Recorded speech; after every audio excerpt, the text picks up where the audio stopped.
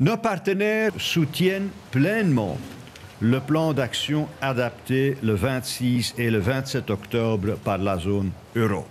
L'objectif reste de ce G20 la croissance économique et l'emploi. Et tous les acteurs mondiaux ont une responsabilité.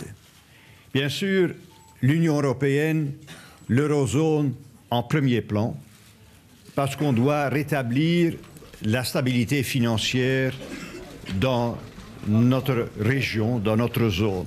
Ça, c'est notre plus grande responsabilité, c'est notre plus grande contribution à la stabilité mondiale. Mais les autres ont un devoir aussi. Les États-Unis doivent mener une politique de consolidation budgétaire à moyen terme et les pays émergents doivent stimuler leurs demandes internes et certains doivent rendre leur taux de change plus flexible. Donc, chacun doit mettre sa maison en ordre. Quand je le traduis dans un langage beaucoup plus général, les pays où les finances publiques sont plus ou moins en ordre et doivent s'engager à laisser jouer ce qu'on appelle les stabilisateurs automatiques et à prendre des mesures pour stimuler la demande interne.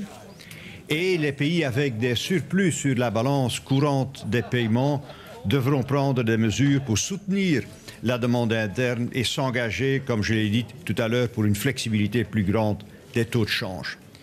Je profite de l'occasion pour dire que la Grèce a déjà fait de très grands efforts. Si on fait l'addition de tout ce qui a été fait les 2 dernières années, on se retrouve à un effort d'environ 12 points du produit intérieur brut. C'est un effort gigantesque.